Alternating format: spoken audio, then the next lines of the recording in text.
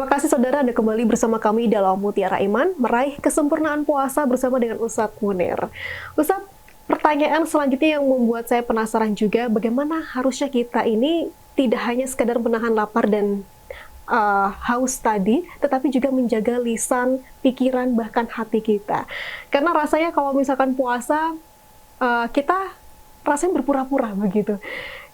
Kita gibah, menghakimi orang lain. Tentunya sudah membatalkan puasa, guys. Pahala kita sudah hilang. Tetapi kita lanjutkan saja puasa karena ya kita biar terlihat puasa. Gitu. Harusnya bagaimana cara kita untuk menjaga hal tersebut? Jadi salah satu ulama itu mengatakan as-siyamu haqqan innama huwa ayyasuma an-nasu bijawarihihi wa lisanihi kama yasumu batnuhu min syarabin wa ta'amin wa farjuhu min mubasyaratin nisa. Jadi yang dikatakan puasa itu yang sebenarnya kata beliau adalah juga berpuasanya anggota badan dan juga lisan an maksiatillah, dari maksiat kepada Allah tentunya. Sebagaimana perut kita berpuasa dari makanan dan juga minuman, dan juga kemaluan kita berpuasa dari menggauli istri. Nah, dari makalah ini tentunya kita bisa menangkap bahwasanya puasa itu pada hakikatnya adalah madrasatun tarbawiyah, adalah madrasah untuk mendidik kita selama 1 tahun ini, bagaimana kita benar-benar bisa menjadi orang yang hablum minallah, hubungan dengan Allah semakin dekat, dan juga hubungan dengan hablum minan nas, dengan manusia juga makin dekat. Kita diterpa dengan berbagai rutinitas ibadah. Jadi di situ ada banyak membaca Al-Quran, kemudian juga banyak melaksanakan sholat sunnah, banyak zikir, dan juga banyak berdoa. Dan di situ juga ditopang dengan keberadaan kita puasa. Kita tahu bahwasanya seseorang ketika berpuasa, maka hawa nafsunya, dorongan ya untuk melakukan kemaksiatan itu kan semakin tertekan. Sehingga diharapkan ketika kita beribadah, kita akan lebih khusyuk kepada Allah Subhanahu wa taala. Juga ketika kita puasa, kita dalam keadaan lapar. Ini sebenarnya adalah media kita untuk bisa merenungi keberadaan saudara-saudara kita yang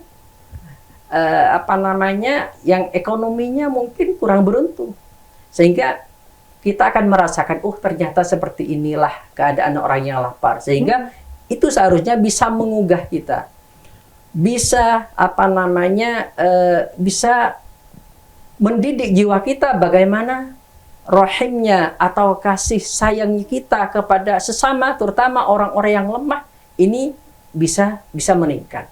Nah, sehingga pada hakikatnya puasa itu harus kita sadari, itu adalah madrasah, tempat pendidikan rohani kita, bagaimana kita semakin dekat kepada Allah Subhanahu wa taala, dan juga kita semakin peduli terhadap sesama. Baik. Terus menariknya juga banyak riwayat yang mengatakan bahwa setan-setan ini dikerangkeng begitu ya selama bulan Ramadan. Ya, tapi pada nyatanya banyak perilaku jelek manusia yang masih tetap terjadi di bulan Ramadan ini. Rasanya Allah menunjukkan bahwa setan itu ada dalam diri manusia sendiri. Kita lah sesungguhnya setan-setan itu sendiri. Nah, selain agama mewajibkan kita untuk berpuasa, Rasulullah juga membimbing dengan sunnah dan adab.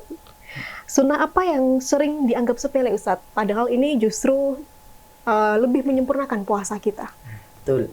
Di antaranya Rasulullah SAW itu menganjurkan kita untuk takjilul fitri, ya, untuk menyegerakan berbuka. Jadi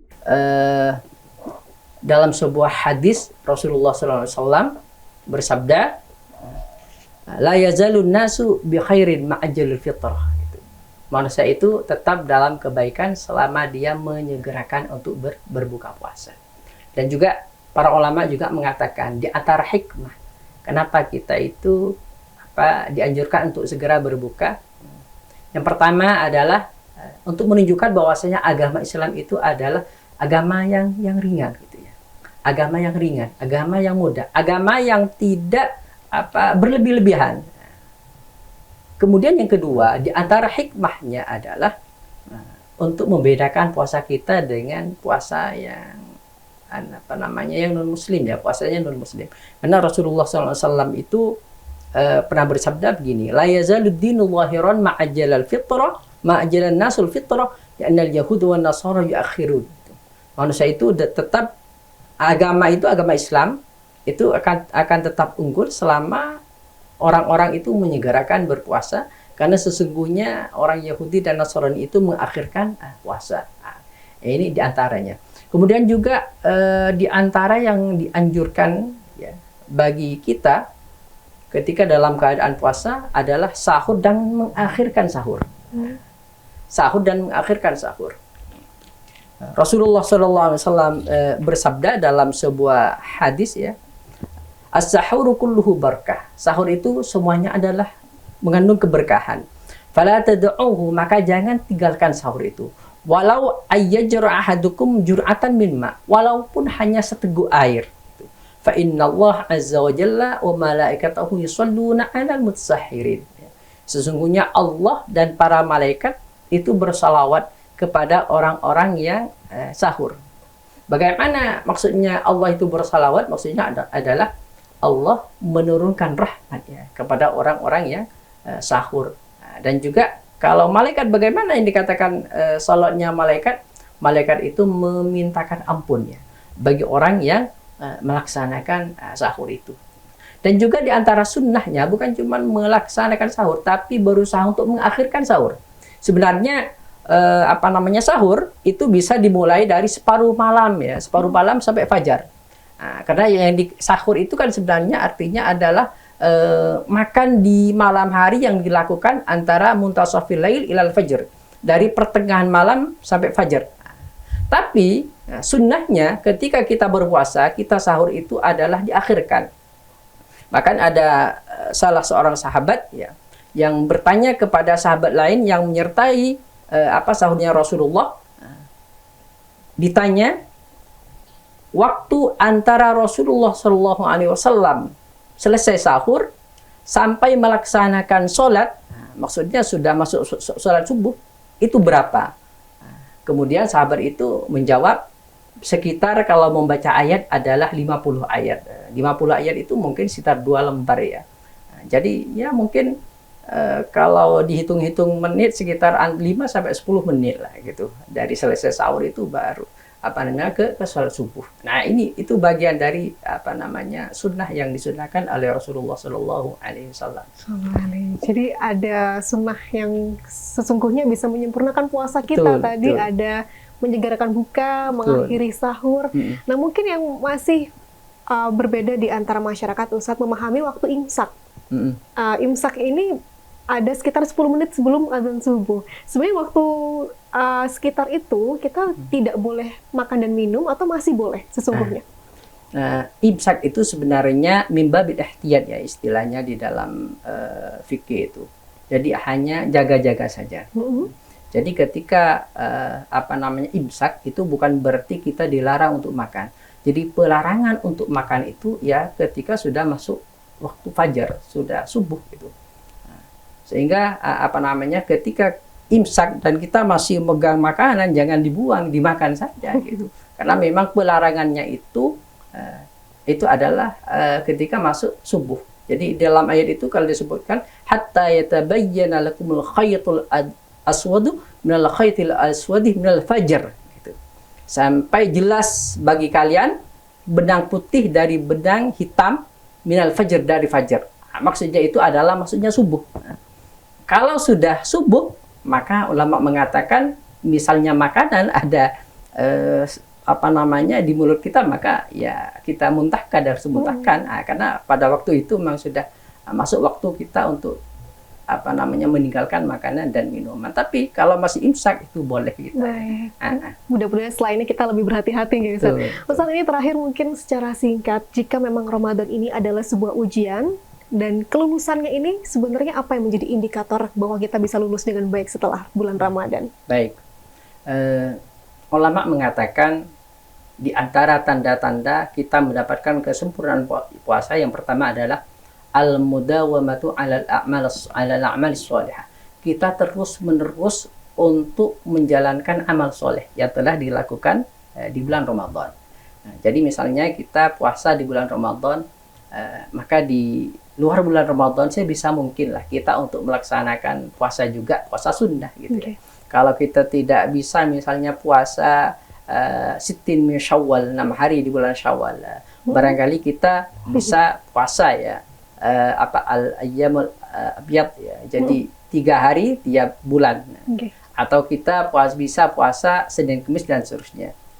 Kemudian juga ketika kita sudah dilatih di bulan Ramadan itu untuk melaksanakan sholat sunnah, sholat tarawih misalnya, berusaha kita juga ketika sudah di luar bulan puasa kita memperbanyak melaksanakan sholat sunnah. Ketika kita di bulan Ramadan ini sudah dilatih untuk peduli ya kepada sesama, merasakan apa yang dirasakan oleh orang-orang yang ekonominya lebih lemah dari kita, maka hal itu seharusnya tetap kita empati, kita kita rasakan di luar bulan Ramadan. Kemudian juga di antara tanda-tanda kesempurnaan kita menjalankan ibadah puasa itu adalah al-khaufu min raddil amal itu. Jadi kita khawatir amal-amal ibadah kita ini ditolak oleh Allah Subhanahu wa taala, sehingga kita memperbanyak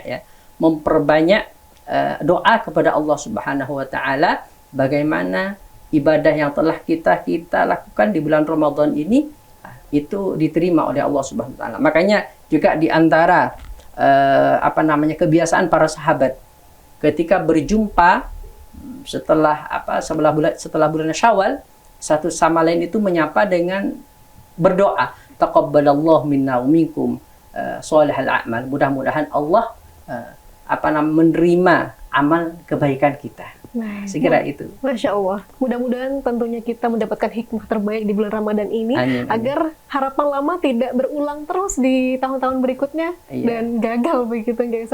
Terima kasih atas segala ilmu yang diberikan hari ini. Mudah-mudahan ini juga bermanfaat bagi pemirsa yang menonton dan juga pahala untuk Ustadz yang sudah menyampaikan. Matur nuwun sekali lagi.